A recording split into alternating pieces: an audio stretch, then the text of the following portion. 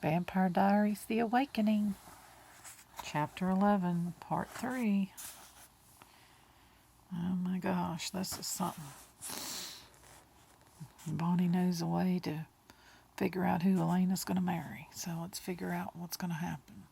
5 minutes before midnight, Elena stood in the McCullough's dining room, feeling more foolish than anything else. From the backyard, she could hear Yanksy's frantic barking, but inside the house there was no sound except the unhurried tick of the grandfather clock. Following Bonnie's instructions, she had set the big black walnut table with one plate, one glass, and one set of silverware, all the time not saying a word. Then she had lit a single candle in a candle holder in the center of the table and positioned herself behind the chair with the place setting. According to Bonnie, on the strike of midnight, she was supposed to pull the chair back and invite her future husband in. At that point, the candle would blow out and she would see a ghostly figure in the chair.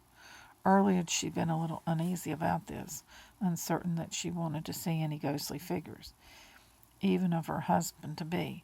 But just now, the white thing seemed silly and harmless.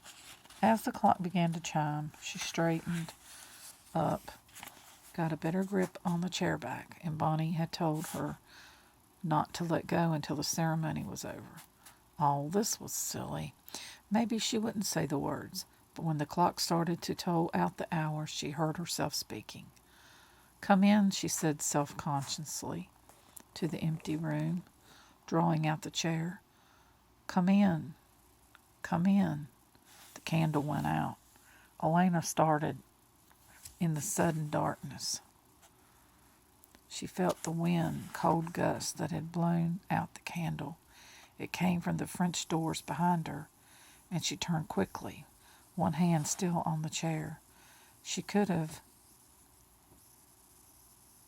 sworn those doors were shut. Something moved in the darkness. Terror washed through Elena, sweeping away her self-consciousness and any trace of amusement. Oh God, what had she done? What had she brought on herself? What had she brought on herself? Her heart contracted, and she felt as if she had been plunged, without warning, into her most dreadful nightmare. It was not only dark, but utterly silent. There was nothing to see and nothing to hear, and she was falling. "Allow me," said a voice, and a bright flame sputtered in the darkness. For a terrible, sickening instant, she thought it was Tyler, remembering his lighter in the ruined church on the hill. But as the candle on the table sprang to life, she saw the pale, long-fingered hand that held it, not Tyler's, beefy red first. She thought for an instant it was Stefan's, and then her eyes lifted to the face. "You!" she said, astounded. "What do you think you're doing here?" She looked from him to the French doors, which were indeed open, showing the side lawn. "Do you just always walk into other people's houses uninvited?"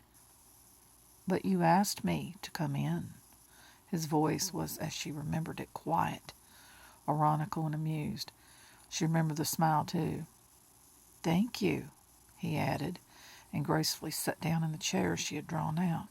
She snatched her hand off the back. "I wasn't inviting you," she said helplessly, caught between indignation and embarrassment. "What were you doing hanging around outside Bonnie's house?" He smiled. In the candlelight, his black hair shone almost like liquid, too soft and fine for human hair. His face was very pale, but at the same time utterly compelling, and his eyes caught her own and held them.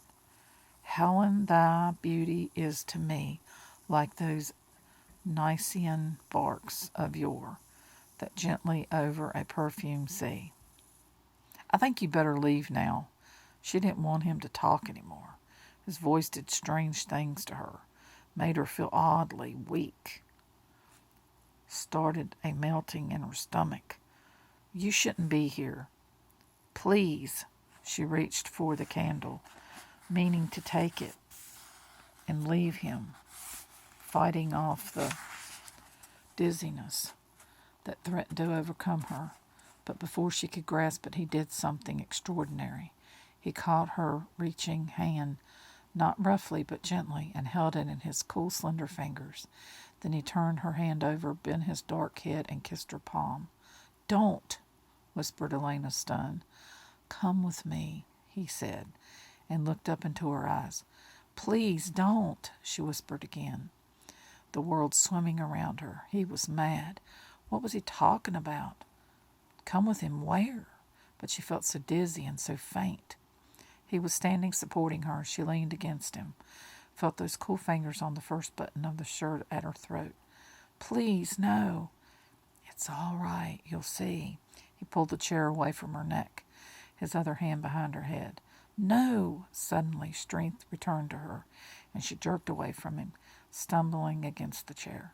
"I told you to leave, and I mean it. Get out now." For an instant, pure fury surged into his eyes, a dark want of menace. Then they went calm and cold, and he smiled. A swift, brilliant smile, and he turned off again instantly.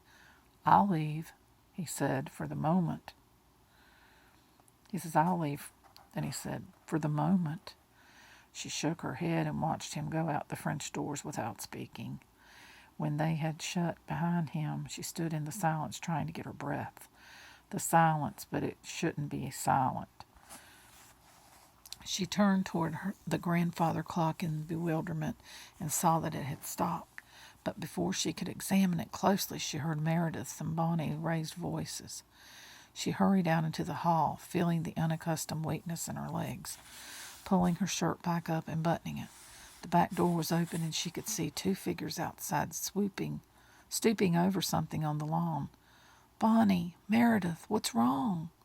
Bonnie looked up as Elena reached them. Her eyes were filled with tears. "Oh, Elena, he's dead." With a shield of horror, Elena stared down at the little bundle at Bonnie's feet. It was the Pekingese lying very stiffly on his side, eyes open. "Oh, Bonnie," she said. "He was old," said Bonnie, "but I never expected him to go this quickly. Just a little while ago he was barking." "I think we better go inside," said Meredith, and Elena looked up at her and nodded. Tonight was not a night to be out in the dark. It was not a night to invite things inside either. She knew that now, although she still didn't understand what had happened. It was when they got back in the living room that she found her diary was missing. So I know it's Stefan. I mean, not Stefan, but Damon. It sounds just like him. Because he's sneaky like that. And he killed her dog. Oh, man, that tore me up. I did not want that part to happen. Okay, so we'll continue with part 4 soon.